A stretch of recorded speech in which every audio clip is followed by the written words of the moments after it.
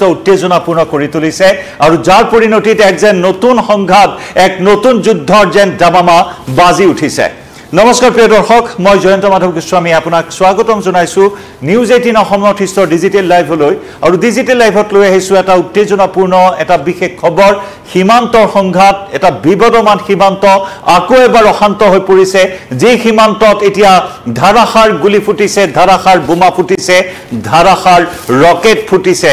ধাৰাসাৰ আকাশ মাৰ্গেৰে আক্ৰমণ চলোৱা হৈছে এক তীব্ৰ সংঘাত তীব্ৰ উত্তেজনা যি আক্ৰমণ প্ৰত্যাক্ৰমণত ইতিমধ্যে কেইবাজনো লোকে প্ৰাণ হেৰুৱাইছে কেইবাজনো জোৱান আঘাতপ্ৰাপ্ত হৈছে নিহতসকলৰ ভিতৰত নিৰীহ লোকৰে সংখ্যা বেছি বুলি জানিব পৰা হৈছে নিৰীহ লোক সীমান্তত থকা নিৰীহ লোকৰ ওপৰতো আক্ৰমণ হৈছে এটা ধৰ্মীয় উপাসনাস্থলীত আক্ৰমণ হৈছে আৰু যাৰ বাবে এই উত্তেজনা এই মুহূৰ্তত বৃদ্ধি পোৱা পৰিলক্ষিত হৈছে আমি দৃশ্য কিছু দেখুৱাই লৈছো চাওক কেনেদৰে দৌৰাদৌৰি হাহাকাৰময় এটা পৰিস্থিতি আতংকময় এটা পৰিস্থিতি এনেদৰে নিজকে লুকুৱাই আত্মৰক্ষাৰ চেষ্টা চলাইছে একাংশ স্থানীয় লোকে ইয়া চাওক ভয়াৰ্ত চকুৱে মুখে তেওঁলোকৰ ভয় এনেদৰে উঠিছে আৰু একেদৰে ইয়া ৰকেট নিক্ষেপ কৰাৰ দৃশ্য দেখুৱাইছো চাওক কেনেদৰে মুহুৰ্মুহু ৰকেট নিক্ষেপ কৰা হৈছে আক্ৰমণ প্ৰত্যাক্ৰমণ তীব্ৰতৰ হৈছে এয়াৰ ষ্ট্ৰাইক চলিছে বিমানবান সীমান্তত অশান্ত হৈছে সীমান্ত আৰু এনেদৰে ধাৰাসাৰ গুলি বোমা ৰকেট নিক্ষেপ কৰি আক্ৰমণ প্ৰত্যাক্ৰমণ তুংগত এই মুহূৰ্তত আৰু যাৰ বাবে কেইবাজনো সেনা জোৱান আহত হোৱাৰ খবৰ কেইবাজনো লোকৰ মৃত্যুৰ খবৰ আহিছে প্ৰিয় দৰ্শক এই সংঘৰ্ষ হৈছে থাইলেণ্ড কম্বোডিয়াৰ বিবাদমান সীমান্তত থাইলেণ্ড কম্বোডিয়াৰ বিবাদমান সীমান্তত প্ৰথমে কম্বোডিয়াই আক্ৰমণ কৰাৰ খবৰ আহিছে প্ৰথমে থাইলেণ্ড আৰু কম্বোডিয়াৰ সীমান্তৰ যি বিবাদিত অঞ্চল আছে তাত কম্বোডিয়াই গুলিবৰ্ষণ কৰাৰ খবৰ আহিছে সীমান্ত অঞ্চলত য'ত নেকি বিবাদিত সীমান্ত অঞ্চলত বাস কৰা সাধাৰণ নাগৰিকৰ মৃত্যুৰ খবৰ আহিছে এই মুহূৰ্তত কম্বোডিয়াৰ সেনাই স্থাপন কৰা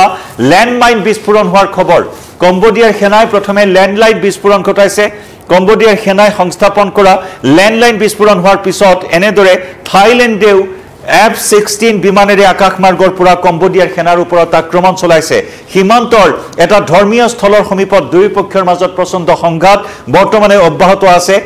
ল্যান্ডলাইন বিস্ফোৰণ ঘটি আহত হৈছে থাইলেণ্ডৰ কেইবাজনো জোৱান থাইলেণ্ডৰ কেইবাজনো লোকৰ মৃত্যু হৈছে সীমান্ত অঞ্চলত বসবাস কৰা আৰু তাৰ পিছতে কম্বোডিয়াৰ সেনাৰ ওপৰত F-16 বিমানেৰে এয়াৰ ষ্ট্ৰাইক আকাশ মাৰ্গেৰে অভিযান আৰম্ভ কৰিছে থাইলেণ্ডৰ সেনায়ো বিবাদিত অঞ্চলত গোলাবৰ্ষণ ৰকেট নিক্ষেপ কৰা হৈছে কম্বোডিয়াৰ সেনাৰ ধাৰাসাৰ গুলিবৰ্ষণ ৰকেট নিক্ষেপ সীমান্তৰ বিবাদিত অঞ্চলত থাইলেণ্ডৰ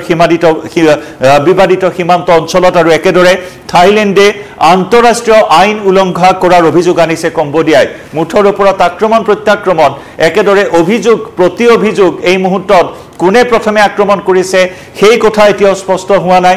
থাইলেণ্ডে কৈছে যে প্ৰথমে কম্বোডিয়াৰ ল্যান্ডমাইন বিস্ফোৰণ হৈছে আৰু তাৰ পিছত থাইলেণ্ডে আক্ৰমণ আৰম্ভ কৰিছে একেদৰে কম্বোডিয়াই অভিযোগ আনিছে যে থাইলেণ্ডে আন্তঃৰাষ্ট্ৰীয় আইন উলংঘা কৰিছে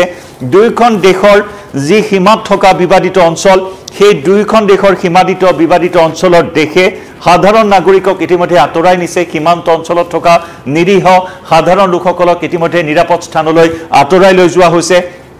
ইফালে থাইলেণ্ডে দেশখনৰ পৰা কম্বোডিয়াৰ ৰাষ্ট্ৰদূতক বহিষ্কাৰ কৰি কম্বোডিয়াৰ সৈতে সকলো কূটনৈতিক সম্পৰ্ক ইতিমধ্যে সেট কৰিছে কম্বোডিয়াৰ সৈন্যই প্ৰথমে গধুৰ ৰাষ্ট্ৰৰে সীমান্তত থকা থাইলেণ্ডৰ জোৱানক টাৰ্গেট কৰাৰ কথা থাইলেণ্ডে অভিযোগ আনিছে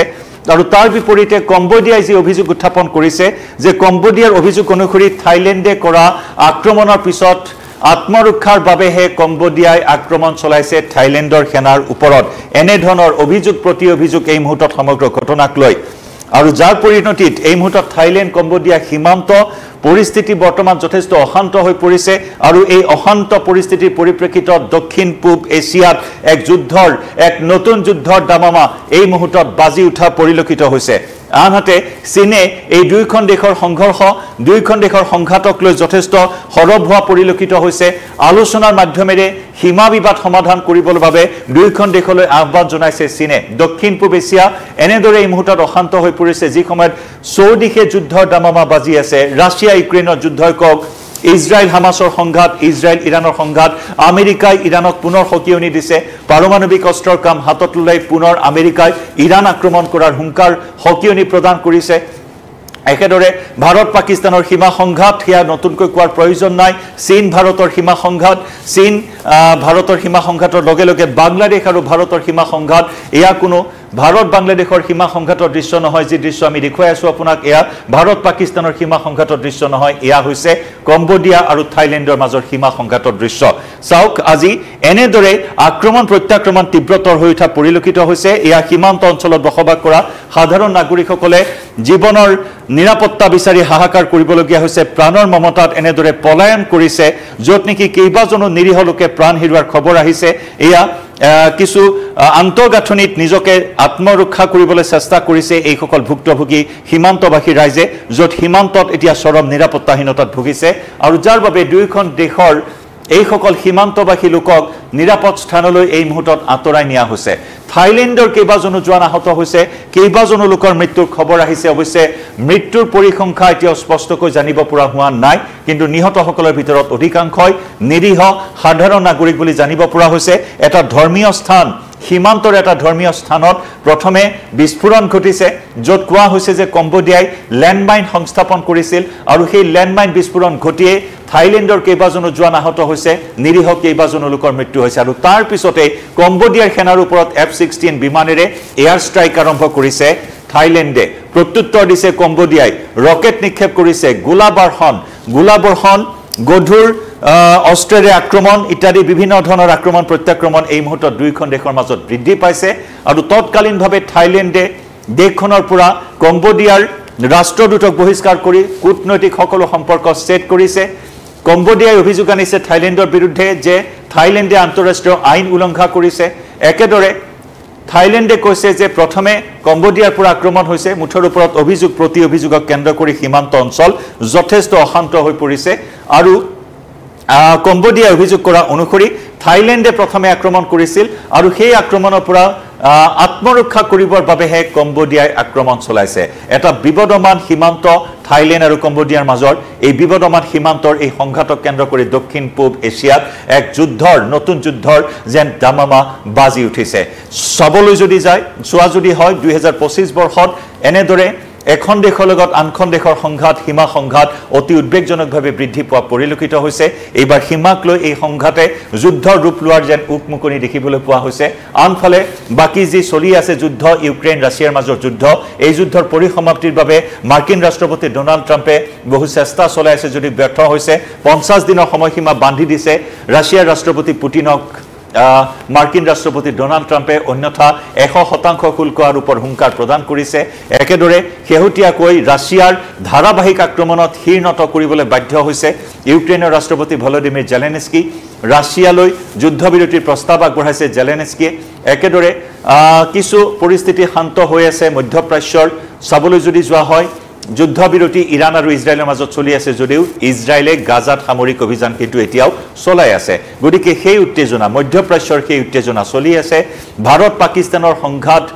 সংঘাতৰ উত্তেজনা এতিয়াও অব্যাহত আছে পেহেলগাম কাণ্ডৰ পিছত ভাৰত আৰু পাকিস্তানৰ যি সংঘাত লগে লগে নতুন এটা সশস্ত্ৰ সন্ত্ৰাসবাদী সংগঠন টিটিকে পাকিস্তানে গঠন কৰিছে অৰ্থাৎ লস্কৰ-ই-তৈবাই এটা নতুন সংগঠন গঠন কৰি কাশ্মীৰ ৰক্তাক্ত কৰাৰ পৰিকল্পনা গ্ৰহণ কৰিছে গতিকে তেনে কিছু সংঘাতময় পৰিৱেশ সমগ্ৰ বিশ্বত অব্যাহত আছে দেশসমূহৰ মাজত সীমান্ত সংঘাত সন্ত্ৰাসবাদীক লৈ সংঘাত একেদৰে পাৰমাণৱিক অস্ত্ৰক লৈ সংঘাত বিভিন্ন কাৰণৰ এই সংঘাতসমূহ দিনক দিনে বৃদ্ধি পোৱা পৰিলক্ষিত হৈছে আৰু তাৰ মাজতে দক্ষিণ পূব এছিয়াত আন এক যুদ্ধৰ দামামা বাজি উঠিছে এই সীমান্ত সংঘাতক কেন্দ্ৰ কৰি কম্বোডিয়া আৰু থাইলেণ্ডৰ মাজৰ এই সংঘাতক কেন্দ্ৰ কৰি আক্ৰমণ এয়াৰ ষ্ট্ৰাইক এই মুহূৰ্তলৈকে অব্যাহত আছে গতিকে চীনে এই মুহূৰ্তত দুইখন দেশক আহ্বান জনাইছে আলোচনাৰ মাধ্যমেৰে সীমাৰ সমস্যা সমাধান কৰা হওক সীমা সংঘাত কিমান ভয়ংকৰ এই মুহূৰ্তত এই সংঘাতেই তাৰে ছবি এখন দাঙি ধৰিছে আমি জনাই যাম পৰৱৰ্তী সময়তো এনে প্ৰতিটো খবৰ আপডেট এই মুহূৰ্তত লাইভৰ পৰা বিদায় লৈছো নমস্কাৰ